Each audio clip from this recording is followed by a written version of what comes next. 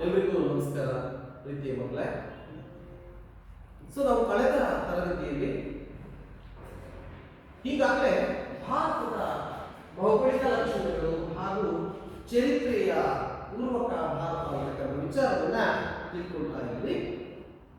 ಭಾರತದ ಭೌಗೋಳಿಕ ಲಕ್ಷಣಗಳ ಬಗ್ಗೆ ನಾವೀಗಾಗಲೇ ಭಾರತದ ಗಡಿಭಾಗದ ಬಗ್ಗೆ, ಕರಾವಳಿ ತೀರದ ಬಗ್ಗೆ, ಆದಷ್ಟು ಭಾರತದ ಉತ್ತರ ಭಾರತ, ದಕ್ಷಿಣ ಭಾರತ, ಹಿಮಾಲಯ ಪರ್ವತ ಶ್ರೇಣಿಗಳು ಮತ್ತು ದಕ್ಕನ್ ಪ್ರಸ್ಥಭೂಮಿ, ದಕ್ಷಿಣದ ಕೊಂಕಣ ತೀರ, ಕೋರಮಂಡಲ ತೀರ ಅಥವಾ ಮಲಬಾರ್ ತೀರದ ಬಗ್ಗೆ ನಾವು ತಿಳ್ಕೊಳ್ಳೋಣ.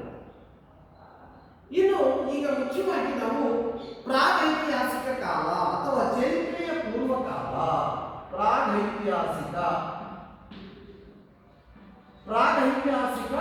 ಕಾಲ ಅಥವಾ ಇದನ್ನ ಚರಿತ್ರೆಯ ಪೂರ್ವ ಕಾಲ ಅಂತ ಕರೀತಾರೆ. ಚರಿತ್ರೆಯ ಪೂರ್ವ ಕಾಲ ನೋಡಿ, ಏನು ಪ್ರಾಗೈತಿಹಾಸಿಕ ಕಾಲ ಅಥವಾ ಚರಿತ್ರೆಯ ಪೂರ್ವ ಕಾಲ ಅಂತಂದ್ರೆ ಮಾನವನು ತನ್ನ ಲೇಖನ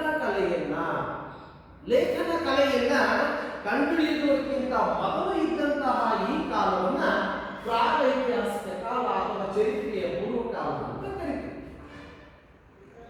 ಮಕ್ಕಳೇ, ಮನುಷ್ಯ ಅಥವಾ ಮಾನವ ಏನು ಪುರಾತನ ಕಾಲದಲ್ಲಿ ವಾಸ ಮಾಡ್ತಾ ಇದ್ದ, ಅವನಿಗೆ ತನ್ನ ಲಿಪಿಯ ಬಗ್ಗೆ ಗೊತ್ತಿರಲಿಲ್ಲ. ಲಿಪಿಯನ್ನ ಹೇಗೆ ಬಳಸಬೇಕು, ಲಿಪಿಯ ಲೇಖನ ಕಲೆಯನ್ನು ಅವನು ತಿಳ್ಕೊಂಡಿರಲಿಲ್ಲ. ಅಂತಹ ಒಂದು ಕಾಲವನ್ನ ಇತಿಹಾಸದಲ್ಲಿ ಚರಿತ್ರೆಯ ಪೂರ್ವ ಕಾಲ ಅಥವಾ ಪ್ರಾಗೈತಿಹಾಸಿಕ ಕಾಲ ಅಂತ ಕರೀತಾರೆ. ಹಾಗಾದ್ರೆ ಈ ಒಂದು ಪ್ರಾಗೈತಿಹಾಸಿಕ ಕಾಲ ಅಥವಾ ಚರಿತ್ರೆಯ ಪೂರ್ವ ಕಾಲದಲ್ಲಿ ನಮಗೆ ಯಾವುದೇ ಆಧಾರಗಳು ಸಿಕ್ಕಿಲ್ಲ ಇತಿಹಾಸ.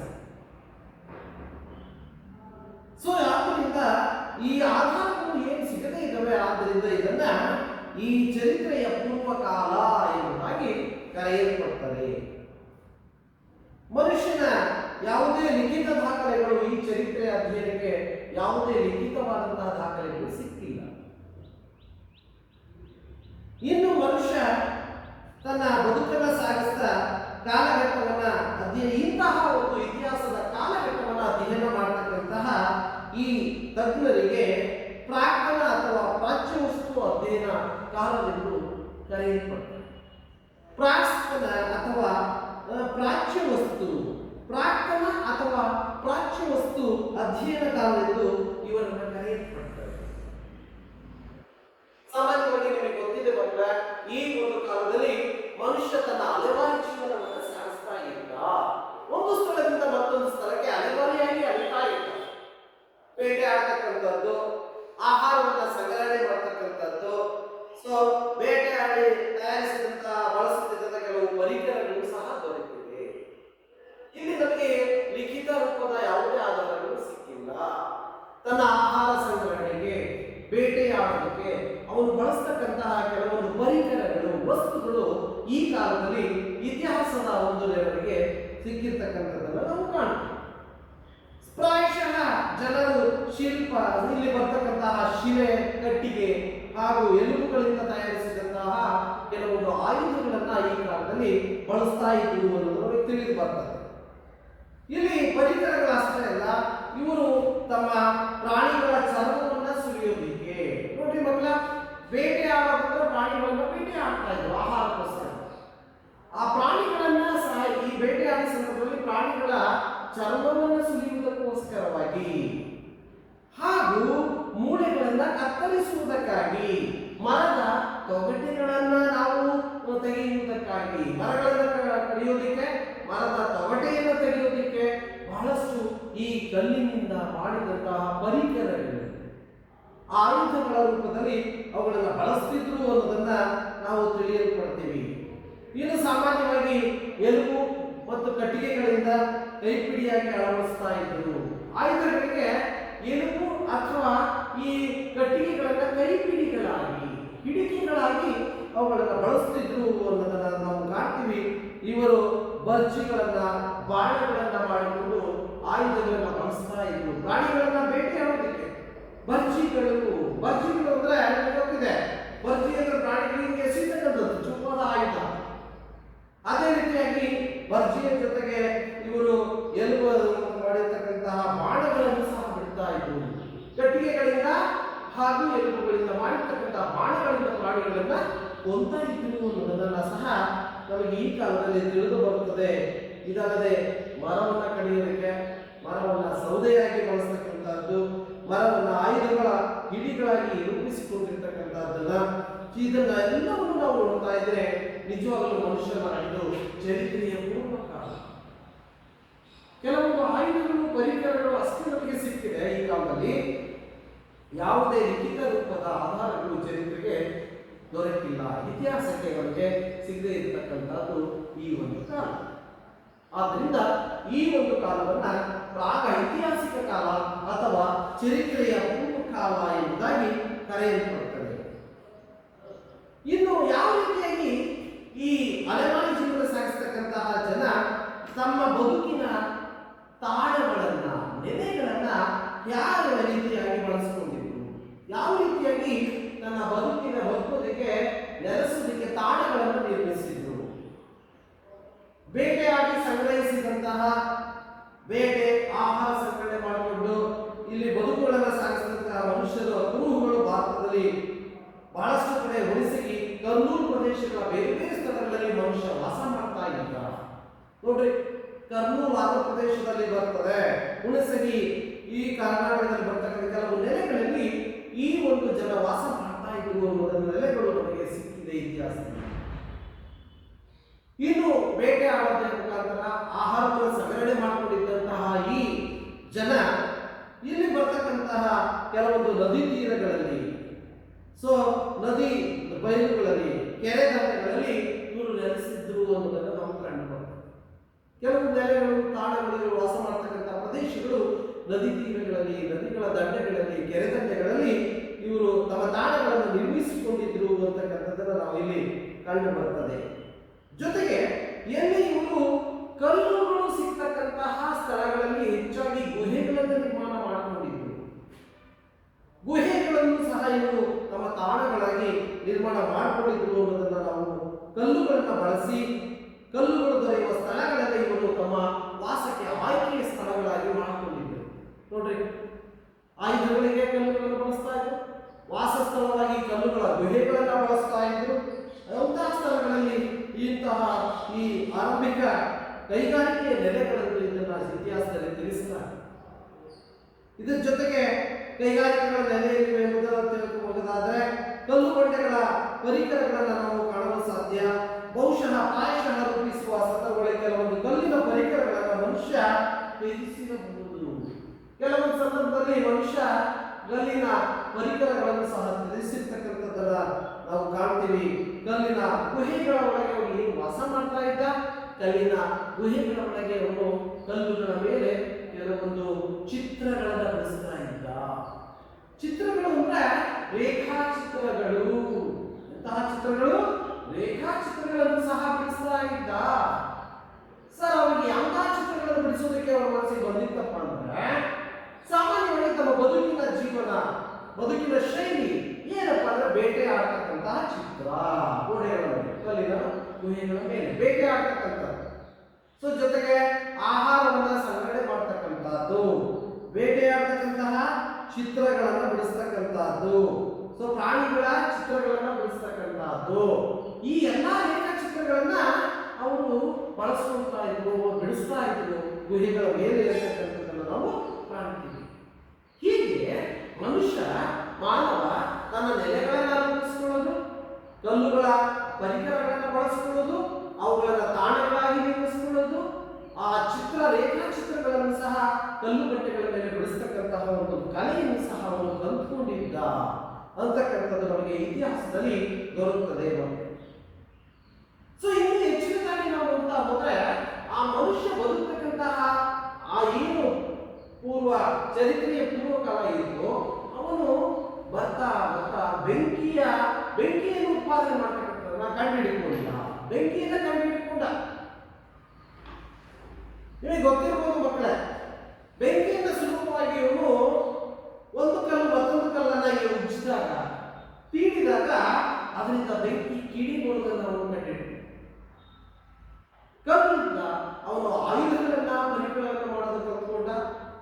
ಬೆಂಕಿಯನ್ನ ಕಂಡುಹಿಡಿಕೊಂಡ. ಸಾಮಾನ್ಯವಾಗಿ ಕರ್ನೂಲ್ ಅಂತ ನಾನು ಹೇಳಿದೆ, ಆಂಧ್ರ ಪ್ರದೇಶದ ಕರ್ನೂಲಿನಲ್ಲಿ ಬರ್ತಕ್ಕಂತಹ ಕೆಲವು ಸ್ಥಳಗಳಲ್ಲಿ ಗವಿಗಳಲ್ಲಿ ಈ ಬೂದಿಯ ಕುರುಹುಗಳು ಸಿಕ್ಕಿವೆ. ಬೂದಿ ಅಂತಂದ್ರೆ ಅವರು ಕಟ್ಟಿಗೆಯನ್ನ ಉರುವಲಾಗಿ ಬಳಸಿಕೊಂಡಾಗ ಸಿಗ್ತಕ್ಕಂಥ ಬೂದಿ, ಅದರಿಂದ ಪ್ರಾಣಿಗಳನ್ನ ಬೇಟೆಯಾಡಕ್ಕೆ ಬಂದು ಬೇಯಿಸಿ ತಿಂತಕ್ಕಂಥ ಸ್ಥಿತಿ ಆಗಿರ್ಬೋದು, ಆಹಾರವನ್ನು ಬೇಯಿಸತಕ್ಕಂಥ ಒಂದು ಕಾಲ ಆಗಿರ್ಬೋದು. ಈ ಬೆಂಕಿಯ ಬಗೆಗಿನ ಜ್ಞಾನವನ್ನ ಬಳಕೆಯನ್ನ ಅದು ಸೂಚಿಸುತ್ತದೆ. ಬೂದಿ ಇತ್ತಂದ್ರೆ ಸಾಮಾನ್ಯವಾಗಿ ಬೆಂಕಿಯ ಬಳಸ್ತಾರೆ. ಕಟ್ಟಿಗೆಯನ್ನು ಉರುವಲಾಗಿ ಬಳಸೋದು, ಪ್ರಾಣಿಗಳ ಆಹಾರವನ್ನು ತಿನ್ನೋದಕ್ಕೆ ಬೇರೆ ಪ್ರಾಣಿಗಳನ್ನ ಕೊಂದು ಬೇಯಿಸ್ತಕ್ಕಂಥದ್ದು, ಆಹಾರ ಧಾನ್ಯಗಳನ್ನು ಬೇಯಿಸ್ತಕ್ಕಂಥದ್ದು ಇರ್ಬೋದು ಮನುಷ್ಯನ. ಸೊ ಹೀಗೆ ಬೇಯಿಸಲು ಬೆಳಕನ್ನ ಮತ್ತು ಜೊತೆಗೆ ಬೆಳಕನ್ನ ಪಡೆಯೋದಕ್ಕೆ ಬೆಂಕಿ ಇದ್ರೆ ಅದು ಬೆಳಕನ್ನ ಕೊಡ್ತದೆ. ಹಾಗೂ ಪ್ರಾಣಿಗಳನ್ನ ಬೆದರಿಸುವುದಕ್ಕೆ, ಪ್ರಾಣಿಗಳು ಬಂದ್ರೆ ಸಾಮಾನ್ಯವಾಗಿ ನೋಡ್ರಿ, ಎಲ್ಲಾದ್ರೂ ನಾವು ಹೊಲ ತೋಟಗಳಲ್ಲಿ ಅರಣ್ಯದಲ್ಲಿ ಎಲ್ಲಾದ್ರೂ ಉಳ್ಕೊಬಿಟ್ರೆ ರಾತ್ರಿ ಹೊತ್ತು ಬೆಂಕಿ ಹಾಕಬೇಕು. ಬೆಂಕಿ ಹಾಕೋದ್ರಿಂದ ಪ್ರಾಣಿಗಳು ಹತ್ತಿರದಕ್ಕೆ ಬರೋದಿಲ್ಲ. ಪ್ರಾಣಿಗಳನ್ನ ಬೆದರಿಸುವುದಕ್ಕೋಸ್ಕರವಾದರೂ ಇವರು ಬೆಂಕಿಯನ್ನು ಬಳಸ್ತಾ ಇದ್ರು. ಆಹಾರ ಧಾನ್ಯಗಳನ್ನ ಬೇಯಿಸುವುದಕ್ಕಾಗಿರ್ಬೋದು, ಬೇಟೆಯಾಡಿದಂತಹ ಪ್ರಾಣಿಗಳನ್ನ ಸುಟ್ಟು ಅಥವಾ ಬೇಯಿಸಿ ತಿನ್ನೋದಕ್ಕಂತಹ ಇವರು ಬೆಂಕಿಯನ್ನ ಕಂಡುಹಿಡ್ಕೊಂಡಿದ್ರು ಅನ್ನೋದನ್ನು ನಾವು ಇಲ್ಲಿ ಕಂಡು ಬರ್ತದೆ. ಹೀಗಾಗಿ ಆ ಒಂದು ಮಾನವ ಅಥವಾ ಮನುಷ್ಯನ ಆ ಕಾಲ ಈ ಬೆಂಕಿಯನ್ನು ಸಹ ಕಂಡುಹಿಡ್ಕೊಂಡಿದ್ದ ಅನ್ನೋದನ್ನು ನಾವು ತಿಳ್ಕೋಬಹುದಾಗಿದೆ. ಇನ್ನು ನಾನು ಈಗಾಗಲೇ ಹೇಳಿದೆ ಮಕ್ಕಳೇ, ಗುಹಾಲಯಗಳಲ್ಲಿ ಕಂಡು ಬರ್ತಕ್ಕಂಥ ರೇಖಾಚಿತ್ರಗಳು. ನಾನು ಈಗಾಗಲೇ ಹೇಳಿದೆ, ಅವನು ಕಲ್ಲು ಬಂಡೆ, ದೊಡ್ಡ ದೊಡ್ಡ ಕಲ್ಲು ಬಂಡೆಗಳ ಕೆಳಗೆ ಗುಹಾಲಯಗಳು ಅಂದ್ರೆ ಗುಹೆಗಳ ರೂಪದಲ್ಲಿ ಬಂಡೆಗಳ ಕೆಳಗೆ ಅವರು ಬದುಕುತ್ತಾರೆ. ಅವನ್ನೇ ತನ್ನ ತಮ್ಮ ದಾಣಗಳಾಗಿ ಮರದ ಪೊಟರೆಗಳಲ್ಲಿ ಸಹ ಬದುಕ್ತಾ ಇದ್ದ, ದೊಡ್ಡ ದೊಡ್ಡ ಮರದ ಪೊಟರೆಗಳಲ್ಲಿ. ಸೊ ಹೀಗೆ ಆ ಗವಿಯ ಗೋಡೆಯ ಮೇಲೆ ನಾನು ಈಗಾಗಲೇ ಹೇಳಿದಾಗೆ ರೇಖಾಚಿತ್ರಗಳನ್ನು ಬಿಡಿಸ್ತಾ ಇದ್ದ. ಎಂತಹ ರೇಖಾಚಿತ್ರಗಳು ಅಂದ್ರೆ ನಾನು ಈಗಾಗಲೇ ಹೇಳಿದೆ, ಬೇಟೆಯಾಡ್ತಕ್ಕಂಥದ್ದು, ಪ್ರಾಣಿಗಳ ಚಿತ್ರ ಮುಂತಾದ ಚಿತ್ರಗಳನ್ನು ಅವರು ರೇಖಾಚಿತ್ರಗಳಾಗಿ ಬಿಡಿಸ್ತಾ ಇದ್ರು. ಇಂತಹ ರೇಖಾಚಿತ್ರಗಳನ್ನು ಸಾಮಾನ್ಯವಾಗಿ ಭಾರತ ದೇಶದಲ್ಲಿ ಮಧ್ಯಪ್ರದೇಶ, ಉತ್ತರ ಪ್ರದೇಶ ಹಾಗೂ ಕರ್ನಾಟಕದ ಕೆಲವೊಂದು ಭಾಗಗಳಲ್ಲಿ ನಾವು ಕಂಡು ಬರುತ್ತದೆ. ಈ ಒಂದು ಗವಿಗಳನ್ನ ಹೊಂದಿದ್ದ ಮನುಷ್ಯ ಬದುಕೋದಕ್ಕೆ ಅಂತಕ್ಕಂಥದ್ದನ್ನ ನಾವು ಕಾಣ್ತೀವಿ. ಹೀಗೆ ಮನುಷ್ಯ ತನ್ನ ದಿನಗಳನ್ನು ಕಳೆದಿದ್ದೆಲ್ಲ ಅವನು ತನ್ನದೇ ಆದಂತಹ ಜೀವನ ಶೈಲಿಯನ್ನು ಬದಲಾಯಿಸಿಕೊಂಡು ಬಂದ. ಅವನು ಒಂದು ನೆಲೆಯಲ್ಲಿ ನಿಲ್ಲಿಸೋದಕ್ಕೆ, ನೆಲೆಯನ್ನು ಕಂಡುಹಿಡಿದುಕೊಳ್ಳತಕ್ಕಂಥಕ್ಕೆ, ಬದುಕುವ ಒಂದು ಜಾಗವನ್ನ ಸ್ಥಿರವಾದ ಜಾಗದಲ್ಲಿ ನೆಲೆಸೋದಕ್ಕೆ ಅವನು ತನ್ನ ಜೀವನ ಶೈಲಿಯನ್ನ ಬದಲಾವಣೆ ಮಾಡಿಕೊಳ್ಳುತ್ತಾ ಬಂದ ನಾವಿಲ್ಲಿ ಕಾಣಬಹುದು. ಸೊ ಇನ್ನು ಮನುಷ್ಯ ತನ್ನ ಬದಲಾದ ಜೀವನವನ್ನ, ಬದಲಾಗುತ್ತಿರುವ ಜೀವನ ಶೈಲಿಯನ್ನು ನೋಡುತ್ತಾ ಹೋದರೆ ಸುಮಾರು 12,000 ವರ್ಷಗಳ ಹಿಂದೆ ಇಲ್ಲಿ ಪರಿಸರದಲ್ಲಿ ಬದಲಾವಣೆ ಉಂಟಾಗದಂಥದ್ದನ್ನು ನಾವು ಕಾಣುತ್ತೇವೆ. ಸಾಮಾನ್ಯವಾಗಿ ಪರಿಸರದಲ್ಲಿ 12,000 ವರ್ಷಗಳ ಹಿಂದೆ ಬದಲಾವಣೆ ಆಗಿತ್ತು ಅನ್ನೋ ಕಲ್ಪನೆ ನಮಗೆ ತಿಳಿದು ಬರ್ತದೆ. ಭಾರತ ಅಂದ್ರೆ ಈ ಭೂಮಿಯ ಮೇಲಿನ ಉಷ್ಣಾಂಶ ಅಥವಾ ತಾಪಮಾನದಲ್ಲಿ ಬದಲಾವಣೆಗಳನ್ನು ಸಹ ನಾವು ಕಾಣ್ತೀವಿ. ಅಂದ್ರೆ ಹೆಚ್ಚು ಉಷ್ಣಾಂಶ ಬದಲಾವಣೆಗಳು ಉಂಟಾಗುವುದನ್ನು ನಾವು ಕಾಣ್ತೀವಿ. ಭೂಮಿಯ ತಾಪಮಾನದಲ್ಲಿ ವ್ಯತ್ಯಾಸ ಆಗ್ತಕ್ಕಂಥದ್ದನ್ನು ನಾವು ಕಾಣ್ತೀವಿ. ಇನ್ನು ಮನುಷ್ಯ ಹೆಚ್ಚು ಹುಲ್ಲುಗಾವಲುಗಳನ್ನು ಬೆಳೆಸ್ತಾ ಇದ್ದ. ಎಲ್ಲಿ ಹುಲ್ಲುಗಾವಲುಗಳಿದ್ವೋ ಅಲ್ಲಿ ಅವನು ಬದುಕೋದಕ್ಕೆ ಪ್ರಾರಂಭ ಮಾಡಿದ. ಹುಲ್ಲುಗಾವಲ ಜೊತೆಗೆ ಕೆಲವೊಂದು ಸಾಕು ಪ್ರಾಣಿಗಳನ್ನ ಸಾಕೋದಕ್ಕೆ ಪ್ರಾರಂಭ ಮಾಡಿದ. ಸಾಕು ಪ್ರಾಣಿಗಳ ಜೊತೆಯಲ್ಲಿ ಅವನು ಕೆಲವೊಂದು ಪ್ರಾಣಿಗಳನ್ನ ಮನೆಯಲ್ಲಿ ಸಾಕ್ತಕ್ಕಂಥ ಒಂದು ಶೈಲಿಯನ್ನು ರೂಪಿಸಿಕೊಂಡ. ನೋಡ್ರಿ ಮಕ್ಕಳೇ, ನಾವು ಈಗಾಗಲೇ ಮನುಷ್ಯನ ಶೈಲಿ ಬದಲಾಗ್ತಕ್ಕಂಥದ್ದನ್ನು ನಾವು ಕಾಣ್ತಾ ಇದ್ದೀವಿ. ಪ್ರಾಯಶಃ ಹೀಗೆ ಹೈನುಗಾರಿಕೆ ಅನ್ನೋದು ಇವತ್ತಿನ ನಾವು ಏನು ಕಾಣ್ತಾ ಇದ್ವಿ, ಸಾಕು ಪ್ರಾಣಿಗಳಿಂದ ಹಾಲಿನಿಂದ ಹಾಲಿನ ಇತರೆ ಉತ್ಪನ್ನಗಳನ್ನ, ಮೊಸರು, ಹಾಲು, ತುಪ್ಪ, ಇತರೆ ಉತ್ಪನ್ನಗಳನ್ನ ನಾವು ಏನು ಬಳಸ್ತಾ ಇದ್ದೀವಿ ದಿನ, ಅಂದಿನ ದಿನದಲ್ಲಿ ಆ ಮನುಷ್ಯ ಹೈನುಗಾರಿಕೆಯನ್ನ ತಾನು ಪ್ರಾರಂಭ ಮಾಡಿದ್ದ. ಹುಲ್ಲುಗಾವಲುಗಳು ಇರೋ ಕಡೆ ಪ್ರಾಣಿಗಳನ್ನ ಸಾಕ್ತಾ ಇದ್ದ. ಹೀಗೆ ಮನುಷ್ಯ ತನ್ನ ಆಹಾರದ ಸ್ವಭಾವವನ್ನ, ಬದಲಾಗುವ ಜೀವನ ಶೈಲಿಯನ್ನ ರೂಪಿಸಿಕೊಂಡ ಅನ್ನೋದು ನಮಗೆ ತಿಳಿದು ಬರುತ್ತದೆ. ಜೊತೆಗೆ ಕೆರೆ ದಂಡೆಗಳಲ್ಲಿ, ನದಿ ದಂಡೆಗಳಲ್ಲಿ ಮೀನು ಹಿಡಿಯತಕ್ಕಂಥ ಕಲೆಯನ್ನು ರೂಢಿಸಿಕೊಂಡ. ಆಹಾರಕ್ಕಾಗಿರ್ಬೋದು, ಆ ಮೀನುಗಳನ್ನು ಹಿಡಿತಕ್ಕಂಥ ಒಂದು ಕಲೆಯನ್ನ ಅವನು ಕೆರೆದಂಡಗಳಲ್ಲಿ, ನದಿಗಳಲ್ಲಿ ರೂಢಿಸಿಕೊಂಡಿದ್ದ. ನದಿಗಳ ಹತ್ರ ನಾವು ತಿಳ್ಕೋಬಹುದಾಗಿರ್ತದೆ. ಜೊತೆಗೆ ಗೋಧಿ, ಅಕ್ಕಿ, ಗೋಧಿ ಮತ್ತು ಬಾರ್ಲಿ ಅಂತಕ್ಕಂತಹ ದವಸ ಧಾನ್ಯಗಳನ್ನು ಸಹ ಅವರು ಬೆಳೆಯುವುದನ್ನು ಕಂಡುಹಿಡಿದುಕೊಂಡ. ನೋಡಿ ಮಕ್ಕಳ, ಸೊ ಇದು ಬದಲಾಗ್ತಕ್ಕಂತಹ ಜೀವನ ಶೈಲಿಯನ್ನು ನಮಗೆ ತೋರಿಸುತ್ತೆ. ಬದಲಾಗ್ತಕ್ಕಂತಹ ಜೀವನ ಶೈಲಿ ಹೇಗೆ ಮನುಷ್ಯನನ್ನ ಹೊಸ ಹೊಸ ಆವಿಷ್ಕಾರಗಳನ್ನು ಕೊಂಡೊಯ್ಯುತ್ತದೆ. ಅಕ್ಕಿ, ಗೋಧಿ, ಬಾರ್ಲಿಗಳಂತ ದವಸ ಧಾನ್ಯಗಳನ್ನು ಬೆಳೆಯುವುದನ್ನ, ಉಪಯೋಗಿಸುವುದನ್ನ, ಆಹಾರ ಧಾನ್ಯಗಳನ್ನು ಹೇಗೆ ಬಳಸಬೇಕು ಅನ್ನೋದನ್ನು ಸಹ ಅವನು ಬೆಳೆಯೋದ್ರಿಂದ ಹಿಡಿದು ಬಳಸುವ ವಿಧಾನದವರೆಗೂ ಕಂಡುಹಿಡಿದುಕೊಂಡು ಬಂದ. ಸೊ ಈಗಾಗಲೇ ಇಂತಹ ಒಂದು ಕಾಲಘಟ್ಟವನ್ನು ಅಧ್ಯಯನ ಮಾಡ್ತಕ್ಕಂಥ ಪ್ರಾಕ್ತನ ಶಾಸ್ತ್ರಜ್ಞರು ವಿವಿಧ ಹೆಸರಿನಿಂದ ಇದನ್ನು ಕರೆದು ಈ ಕಾಲಘಟ್ಟವನ್ನು. ಸೊ ಪೂರ್ವ ಕಾಲಘಟ್ಟ, ಹಳೆ ಶಿಲಾಯುಗ, ಕೆಲವರು ಹಳೆ ಶಿಲಾಯುಗ ಅಂತ ಕರೆದರು. ಈ ಹಳೆ ಶಿಲಾಯುಗದ 2 ಭಾಗಗಳನ್ನಾಗಿ ಮಾಡಿದರು. ಮಿಲಿಯನ್ ವರ್ಷದಷ್ಟು ಹಳೆಯದು ಹಾಗೂ ಸುಮಾರು 12 ವರ್ಷದವರೆಗೂ ವಿಸ್ತರಿಸಲ್ಪಟ್ಟು, ಹೀಗೆ ಈ ಸುದೀರ್ಘವಾದಂತಹ 2000 ವರ್ಷದಿಂದ ಈ ಸುದೀರ್ಘವಾದ ಕಾಲವನ್ನ 3 ಭಾಗಗಳಾಗಿ ಕಡಿಮೆ ಮಾಡಿದರು ವಾಸ್ತುಶಾಸ್ತ್ರಜ್ಞರು. ಒಂದು ಆದಿ ಕಾಲ, ಮಧ್ಯಕಾಲ ಹಾಗೂ ಅತ್ಯಂತ ಹಳೆಯ ಶಿಲಾಯುಗದ ಕಾಲ. ಆದಿ ಶಿಲಾಯುಗ, ಮಧ್ಯ ಶಿಲಾಯುಗ ಹಾಗೂ ಅತ್ಯಂತ ಹಳೆಯ ಶಿಲಾಯುಗ ಎಂಬತಕ್ಕಂಥ 3 ಭಾಗಗಳಾಗಿ ಅಧ್ಯಯನವನ್ನ ಮಾಡ್ತಾ ಇದ್ರು ಅನ್ನೋದನ್ನು ನಾವು ಕಾಣ್ತೀವಿ. ಮಕ್ಕಳೇ, ಸುಮಾರು 12,000 ವರ್ಷಗಳಿಂದ ಹಿಡಿದು ಸುಮಾರು 10,000 ವರ್ಷಗಳವರೆಗಿನ ಕಾಲವನ್ನ ಮಧ್ಯಶಿಲಾಯುಗ ಅಂತ ಕರೀತಾರೆ. ಇದನ್ನು ಒಂದು ಕಾಲಘಟ್ಟಗಳಾಗಿ ಇತಿಹಾಸಜ್ಞರು ಇಲ್ಲಿ ನಿರ್ಮಾಣ ಮಾಡ್ತಾರೆ. ಈ ಹಂತವನ್ನ ಸ್ಥಿತ್ಯಂತರ ಸೂಕ್ಷ್ಮ ಶಿಲಾಯುಗ ಅಂತ ಕರೀತಾರೆ. ಏನು ಈ ಕಾಲಘಟ್ಟವನ್ನ ಅತ್ಯಂತ ಸ್ಥಿತ್ಯಂತರ ಸೂಕ್ಷ್ಮ ಶಿಲಾಯುಗ ಅಂತ ಕರೆದಿರೋದನ್ನು ನಾವು ಕಾಣ್ತೇವೆ. ಸೊ ಜೊತೆಗೆ ಹಲವಾರು ಕಾಲದ ಪರಿಕರಗಳು ಸಾಮಾನ್ಯವಾಗಿ ಅತಿ ಚಿಕ್ಕದ್ದು. ಈ ಕಾಲಕ್ಕಾಗಿ ಈ ಕಾಲದಲ್ಲಿ ಬಳಸ್ತಕ್ಕಂಥ ಪರಿಕರಗಳು, ಬಳಸ್ತಕ್ಕಂಥ ಆಯುಧಗಳು ಬಹಳ ಚಿಕ್ಕದಾಗಿದ್ವು. ಆದ್ದರಿಂದ ಇದನ್ನು ಈ ಕಾಲಘಟ್ಟವನ್ನ ಸೂಕ್ಷ್ಮ ಶಿಲಾಯುಗ ಅಥವಾ ಸೂಕ್ಷ್ಮ ಶಿಲಾ ಯುಗ ಎಂಬುದಾಗಿ ಇದನ್ನು ಕರೆಯಲ್ಪಟ್ಟಿದೆ. ಹೀಗೆ ಮೈಕ್ರೋಲಿಥಿಕ್ಸ್ ಎಂಬುದಾಗಿ ಸೂಕ್ಷ್ಮ ಪರಿಕರಗಳನ್ನು ಹೊಂದಿರತಕ್ಕಂಥ ಈ ಕಾಲವನ್ನು ಮೈಕ್ರೋಲಿಥಿಕ್ಸ್ ಎಂದು ಕರೆಯಲಾಗ್ತದೆ. ಹೀಗೆ ಮಾನವನು ಸೂಕ್ಷ್ಮ ಶಿಲೆಯಿಂದ ಮಾಡಿದ ಆಯುಧಗಳಿಗೆ ಎಲುಬು, ಕಟ್ಟಿಗೆಗಳ ಒಂದು ಅಲಂಕಾರಿಕ ಕೈಕೊಡಲಿಗಳನ್ನು ಮಾಡೋದನ್ನು ಕಲಿತ. ಸೊ ಕೈಕೊಡಲಿಗಳು ಅಂದ್ರೆ ಮರವನ್ನ ಕಡಿಯೋದಕ್ಕೆ, ಪ್ರಾಣಿಯನ್ನ ಬೇಟೆಯಾಡೋದಕ್ಕೆ, ತನ್ನ ಜೀವನ ಶೈಲಿಯಲ್ಲಿ ಬೇಕಾದ ಅಗತ್ಯವಾದಂತಹ ಒಂದು ಆಯುಧವಾಗಿ ಇದನ್ನು ಬಳಸ್ಕೊಳ್ಳೋದಕ್ಕೆ ಕೈಕೊಡಲಿ ಗರಗಸಗಳನ್ನು ಸಹ ಬಳಸ್ತಾ ಇದ್ದ. ಹೀಗಾಗಿ ಮನುಷ್ಯನ ಜೀವನ ಶೈಲಿ ಬದಲಾವಣೆಯತ್ತ ಹೊರಟು. ಜೊತೆಯಲ್ಲಿ ಹಳೆ ಮಾದರಿಯ ಆಯುಧಗಳು ಮುಂದುವರಿಯಲ್ಪಟ್ಟು ಅನ್ನೋದನ್ನು ನಾವು ಇಲ್ಲಿ ಕಾಣ್ತೀವಿ. ಸೊ ಇಲ್ಲಿ ಆಯುಧಗಳ ಮೊದಲನೆಗಳಿಂದ ಭಿನ್ನವಾಗ್ತದೆ. ಬರ್ತಾ ಬರ್ತಾ ಮನುಷ್ಯನ ಒಂದು ಈ ಜೀವನ ಶೈಲಿ ಬದಲಾಗ್ತಾ ಬಂತು. ಸೊ ಆಯುಧಗಳನ್ನು ಬಳಕೆ ಮಾಡುವುದನ್ನು ಕಲಿತ ಮುಂದೆ ಮನುಷ್ಯ.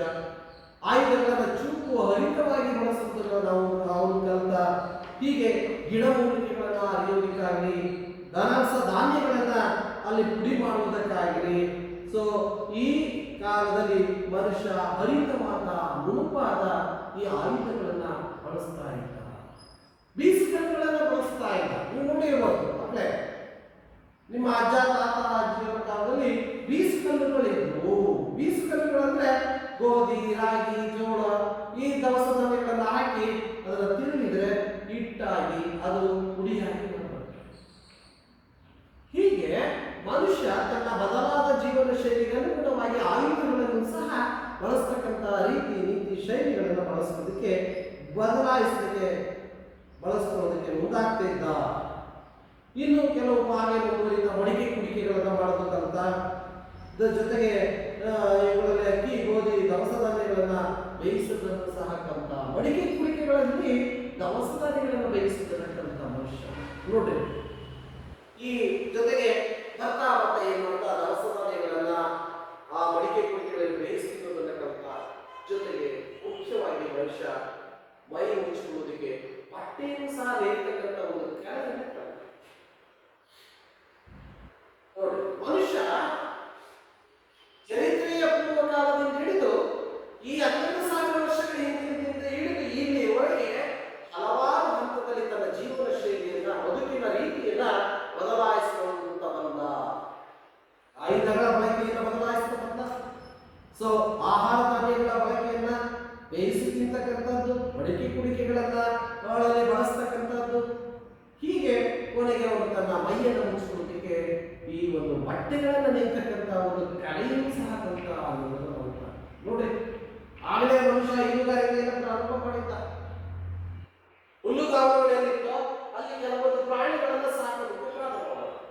ಅವುಗಳಿಂದ ಹಾಲು, ಬೆಣ್ಣೆ, ಮೊಸರು, ತುಪ್ಪಗಳನ್ನ, ಉಪ್ಪು, ಸ್ಪೂನ್ಗಳನ್ನು ಸಹ ಮಾಡೋದಕ್ಕೆ ಅನ್ನೋದನ್ನ ನಾವು ಇಲ್ಲಿ ತಿಳ್ಕೋಬೇಕಾಗ್ತದೆ.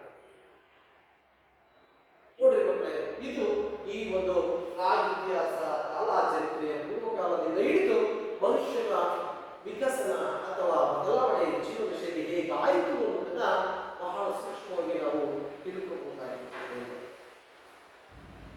ಹಾಗಾದ್ರೆ ಈ ಒಂದು ಪ್ರಾಗಿತಿಹಾಸ ಕಾಲ ಅಥವಾ ಈ ಒಂದು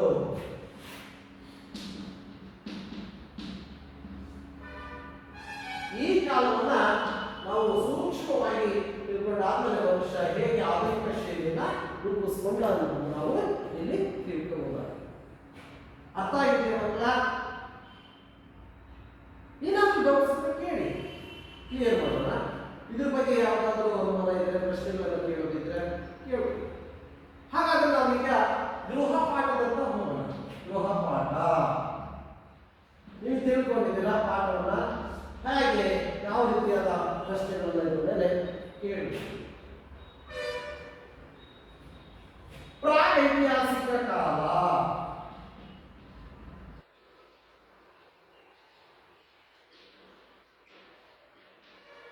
ಅಥವಾ ಚರಿತ್ರೆಯ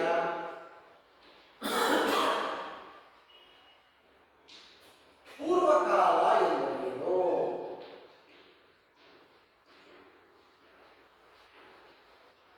ಪೂರ್ವಕಾಲ ಈಗಾಗಲೇ ಹೇಳಿ. ಭಾರತದಲ್ಲಿ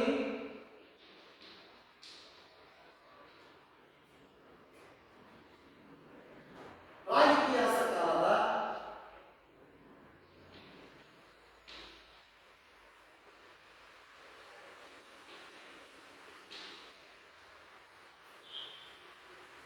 ಬದುಕಿನ ತಾಣಗಳು ಎಲ್ಲಿ ಕಂಡು ಬರುತ್ತವೆ? ಬದುಕಿನ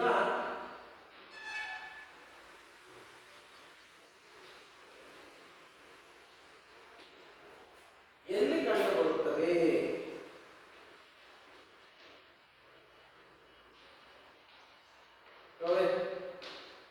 ಯಾವ ಭಾಗದಲ್ಲಿ ಕಂಡು ಬರುತ್ತದೆ ಅಂತ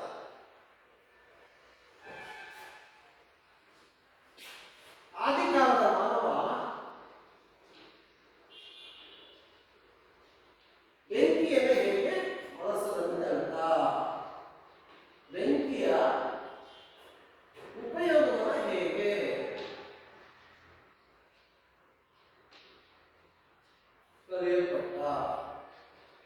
ಕಲಿತಿದ್ದರು.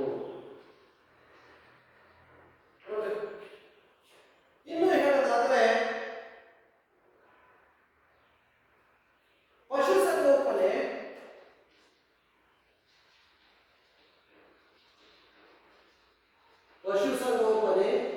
ಹಾಗೂ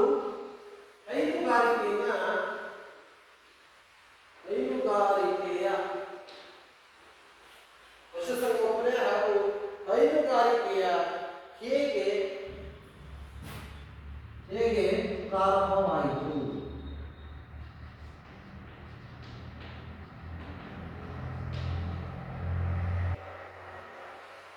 ನೋಡಿ ಮಕ್ಕಳ, ಈಗಾಗಲೇ ನಾವು ತಿಳ್ಕೊಂಡಾಗೆ ಗೃಹಪಾಠದಲ್ಲಿ ಕೆಲವೊಂದು ಈ ಪಾಠಕ್ಕೆ ಸಂಬಂಧಪಟ್ಟಂತಹ ಪ್ರಶ್ನೆಗಳು ಬಹಳ ಸರಳವಾಗಿದೆ. ಸೊ ಇಲ್ಲಿ ಮಧ್ಯಶಿಲಾಯುಗದ ಬೂದಿಯ ಕುರುಹುಗಳು ಡ್ಯಾಶ್ಗಳಲ್ಲಿ ಕಂಡು ಅಂದರೆ ಬೂದಿಯ ಕುರುಹುಗಳನ್ನು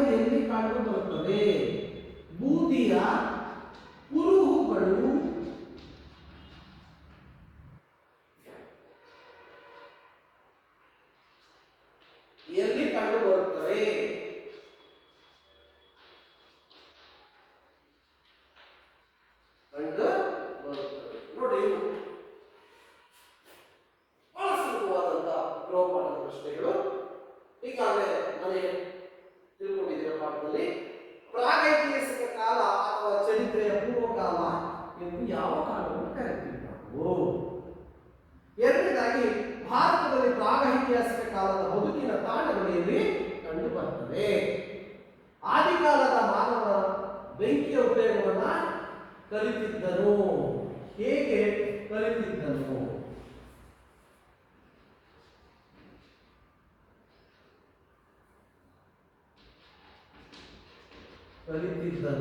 ತಿಳಿಸಿ ನೋಡಿ. ಇನ್ನು ಪಶುಸಂಗೋಪನೆ ಹೈನುಗಾರಿಕೆಯನ್ನು ಹೇಗೆ ಪ್ರಾರಂಭ ಮಾಡಲ್ಪಟ್ಟ, ಹೇಗೆ ಕಂಡುಹಿಡಿದು ಬಂದ?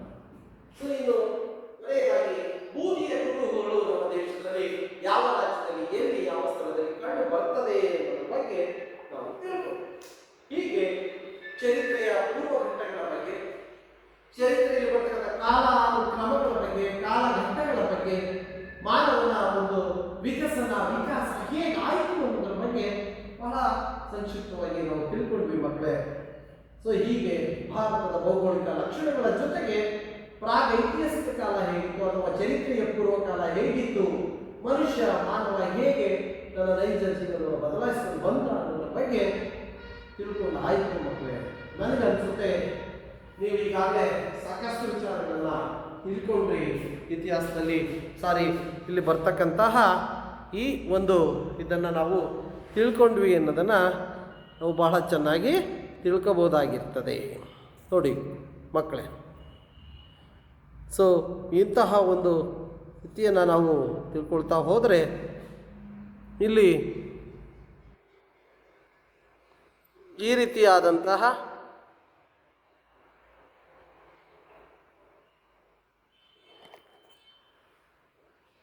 ಹೀಗೆ ನಾವು ಈ ಪ್ರಾಗೈತಿಹಾಸಿಕದ ಯಾವುದೇ ವಿಚಾರಗಳನ್ನ ಚೆನ್ನಾಗಿ ತಿಳ್ಕೋಬಹುದಾಗಿರ್ತದೆ.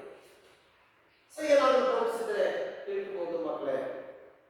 ನಾವು ನೋಡಿ ಇತಿಹಾಸದಲ್ಲಿ ಕೆಲವೊಂದು ಕಾಲಘಟ್ಟಗಳನ್ನು ನಾವು ಕರೀತೀವಿ.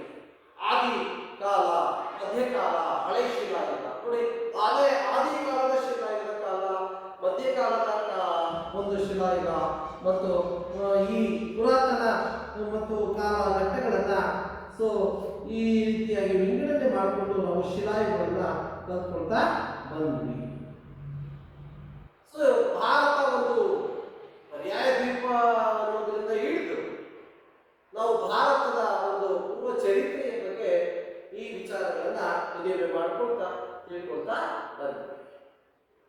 ನನಗನ್ಸುತ್ತೆ ಮಕ್ಕಳೇ ಈ ಪಾಠ ನಿಮಗೆ ಚೆನ್ನಾಗಿ ಅರ್ಥ ಆಗಿದೆ. ಸೊ ಈ ಪಾಠದಿಂದ ನಮಗೆ ನಮ್ಮ ದೇಶದ ಭೌಗೋಳಿಕ ಹಿನ್ನೆಲೆ, ಭೌಗೋಳಿಕ ಲಕ್ಷಣ, ಭೌಗೋಳಿಕ ಪರಿಸರದ ಬಗ್ಗೆ ನಾವು ಚೆನ್ನಾಗಿ ತಿಳ್ಕೊಂಡ್ವಿ ಅಂತ ತಿಳಿಬಹುದಾಗ್ತದೆ. ಭಾರತದಲ್ಲಿ ಮನುಷ್ಯ ಆದಿಕಾಲದಿಂದ ಆ ಚರಿತ್ರೆಯ ಪೂರ್ವ ಕಾಲದಿಂದ ಎಲ್ಲೆಲ್ಲಿ ಬದುಕ್ತಾ ಇದ್ದ, ಯಾವ ರೀತಿಯಾಗಿ ನಮ್ಮ ಶೈಲಿಯನ್ನ ಇಲ್ಲಿ ರೂಢಿಸಿಕೊಂಡಿದ್ದ ಅನ್ನೋದನ್ನ ನಾವು ನೋಡ್ಕೋಬಹುದಾಗಿರ್ತದೆ. ಸೊ ಇಂತಹ ಒಂದು ಕಾಲಘಟ್ಟದ ಬಗ್ಗೆ ನಾವು ಚೆನ್ನಾಗಿ ತಿಳ್ಕೋಬೇಕು. ಇತಿಹಾಸದ ಬಗ್ಗೆ ಚೆನ್ನಾಗಿ ನಾವು ತಿಳ್ಕೊಂಡ್ರೆ ನಾವು ಮುಂದಿನ ಇತಿಹಾಸ ಅಂದರೆ ಆಧುನಿಕ ಇತಿಹಾಸವನ್ನು ಸಹ ಚೆನ್ನಾಗಿ ಹೋಲಿಕೆ ಮಾಡಿ ತಿಳ್ಕೋಬಹುದಾಗಿರ್ತದೆ ಅನ್ನೋದನ್ನು ನಾವು ಈ ಸಂದರ್ಭದಲ್ಲಿ ತಿಳ್ಕೊಳ್ಳಲಿಕ್ಕೆ ಸಾಧ್ಯತೆ ಆಗ್ತದೆ. ನೋಡ್ರಿ, ಈ ಒಂದು ಪಾಠದ ಬಗ್ಗೆ ಏನಾದರೂ ಡೌಟ್ ಇದ್ರೆ ಪ್ರಶ್ನೆಗಳನ್ನ ಕೇಳಬಹುದು. ಈ ವಿಚಾರದಲ್ಲಿ ಈ ಪಾಠದಲ್ಲಿ ಸಂಬಂಧಪಟ್ಟಂತಹ ಯಾವುದೇ ಪ್ರಶ್ನೆಗಳು ನಿಮ್ಮಲ್ಲಿ ಇದ್ರೆ ಚರ್ಚೆ ಮಾಡೋಣ, ಕೇಳಿ. ಈ ಒಂದು ಯಾವುದೇ ವಿಚಾರದ ಬಗ್ಗೆ ಡೌಟ್ ಅನ್ನು ಕ್ಲಿಯರ್ ಮಾಡ್ಕೋಬಹುದು. ನೀವು ಸಹ ಮತ್ತೆ ಇನ್ನೂ ಹೆಚ್ಚಿನದಾಗಿ ನಾಗರಿಕತೆಗಳ ವಿಚಾರದ ಬಗ್ಗೆ ತಿಳ್ಕೊಳ್ತಾ ಹೋಗ್ತೀರಾ. ನಾಗರಿಕತೆಗಳು ಹೇಗೆ ಬೆಳೆದು ಬಂದು, ನಾಗರಿಕತೆಗಳ ಕಾಲ ಹೇಗಿತ್ತು, ಯಾವ್ಯಾವ ನದಿ ಬಯಲುಗಳಲ್ಲಿ ಯಾವ ರೀತಿಯ ನಾಗರಿಕತೆಗಳು ನೆಲೆಸಿದ್ವು, ಅಂದರೆ ಪ್ರಾರಂಭವಾದವು, ನದಿ ಬಯಲುಗಳನ್ನ ನಾವು ನಾಗರಿಕತೆಗಳ ತೊಟ್ಟಿಲು ಅಂತ ಹೇಗೆ ಕರಿತೀವಿ. ಈ ಎಲ್ಲ ವಿಚಾರಗಳನ್ನ ಮುಂದೆ ಬರ್ತಕ್ಕಂತಹ ಪಾಠಗಳನ್ನು ತಿಳ್ಕೋಬಹುದು. ನಿಜವಾದ ಮನುಷ್ಯ ಯಾವ ರೀತಿಯಾಗಿ ಆದಿಕಾಲದಿಂದ ಅನಾದಿಕಾಲದಿಂದ ಅವರು ಈ ಆಧುನಿಕ ಜಗತ್ತಿಗೆ ಪರಿವರ್ತನೆಯನ್ನ, ವಿಕಸನವನ್ನು ಅಂತ ಬಂದ, ತನ್ನ ಜೀವನ ಶೈಲಿಯನ್ನು ಹೇಗೆ ಬದಲಾಯಿಸಿಕೊಳ್ತಾ ಬಂದ, ಸಾಂಸ್ಕೃತಿಕ ಹಿನ್ನೆಲೆಯನ್ನು ಹೇಗೆ ರಚಿಸಿಕೊಂಡು ಬಂದ ಅನ್ನೋದನ್ನ ನಾವು ಬಹಳ ಚೆನ್ನಾಗಿ ತಿಳ್ಕೋಬಹುದಾಗ್ತದೆ. ಸೊ ಹೀಗಾಗಿ ಈ ಒಂದಿನ ಅಧ್ಯಾಯದಲ್ಲಿ ನಾವು ಸಾಕಷ್ಟು ವಿಚಾರಗಳನ್ನು ಚರ್ಚೆ ಮಾಡಿದ್ದೀವಿ. ಸೊ ನನಗನ್ಸುತ್ತೆ ಬಹಳಷ್ಟು ವಿಚಾರ ನಿಮಗೆ ತಿಳಿಯಿತು, ಚೆನ್ನಾಗಿ ಈ ಪಾಠ ಅರ್ಥ ಆಯಿತು ಅಂತ ತಿಳ್ಕೊಂಡಿದ್ದೀನಿ. ಈ ಗೃಹ ಪಾಠವನ್ನು ಮಾಡ್ಕೊಂಡು ಬನ್ನಿ. ಮುಂದಿನ ತರಗತಿಯಲ್ಲಿ ನಾವು ಹೆಚ್ಚಿನ ವಿಷಯಗಳನ್ನ ತಿಳ್ಕೊಳ್ಳೋಣ. ಎಲ್ರಿಗೂ ನಮಸ್ಕಾರ.